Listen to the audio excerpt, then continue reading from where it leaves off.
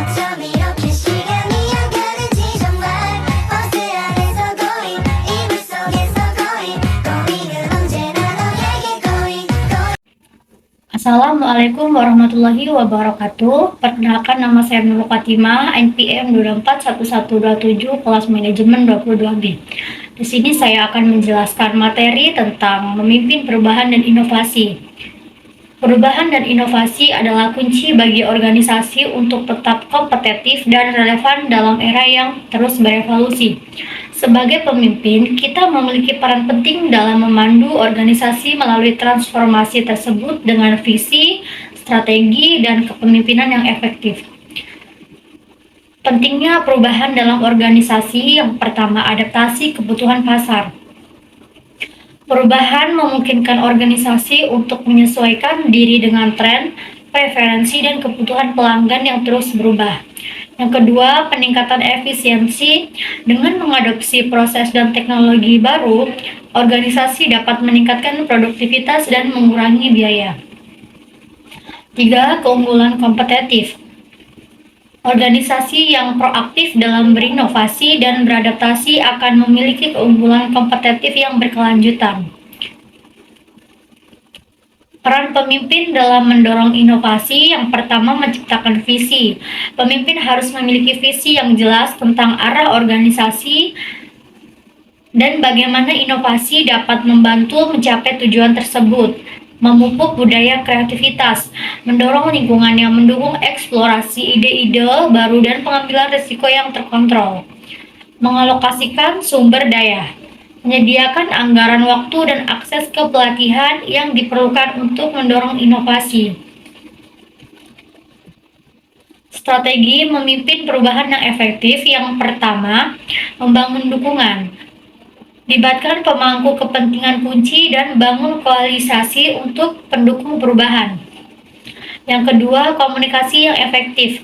Jelaskan alasan, tujuan, dan manfaat perubahan secara transparan kepada seluruh organisasi. Pengelolaan transisi, identifikasi dan mitigasi hambatan serta dukung karyawan selama masa transisi. Mengelola resistensi terhadap perubahan. Identifikasi penyebab. Pahami alasan di balik resistensi karyawan dan tangani kekhawatiran mereka secara proaktif. Yang kedua, pendampingan dan pelatihan. Berikan dukungan dan pelatihan untuk membantu karyawan beradaptasi dengan perubahan. Yang ketiga, keterlibatan karyawan. Dorong partisipasi karyawan dalam proses perubahan untuk meningkatkan kepemilikan dan komitmen. Keempat, penguatan komunikasi. Pastikan informasi yang jelas dan transparan tentang perubahan disampaikan secara konsisten. Menciptakan budaya inovatif di organisasi. Yang pertama, mindset terbuka. Mendorong karyawan untuk memiliki pikiran terbuka dan bersedia menerima ide-ide baru. Kedua, kolaborasi. Memfasilitasi kerjasama lintas departemen untuk menghasilkan solusi inovatif.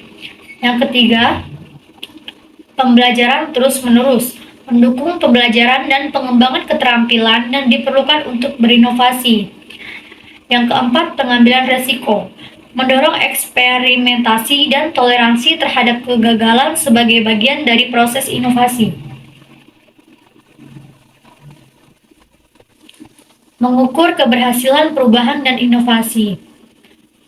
Yang pertama, metrik. Tingkat adopsi, deskripsi seberapa banyak karyawan yang mengadopsi inisiatif perubahan dan inovasi. Yang kedua, peningkatan produktivitas. Seberapa efektif perubahan dan inovasi dalam meningkatkan produktivitas. Puasan pelanggan. Sejauh mana perubahan dan inovasi berdampak pada kepuasan dan loyalitas pelanggan. Pertumbuhan pendapatan. Seberapa besar peningkatan pendapatan yang dihasilkan dari perubahan dan inovasi. Kesimpulan dan langkah selanjutnya. Bangun visi. Kembangkan visi yang jelas tentang arah dan inovasi di organisasi yang kita akan bangun. Kedua, tingkat kepemimpinan. Asah keterampilan kepemimpinan untuk memimpin perubahan dan inovasi secara efektif dan efisien. Yang ketiga, lakukan eksekusi. Implementasikan strategi dan inisiatif serta inovasi dengan disiplin dan konsistensi. Dengan kepemimpinan efektif, organisasi yang kita dapat memanfaatkan perubahan dan inovasi untuk mencapai keunggulan kompetitif yang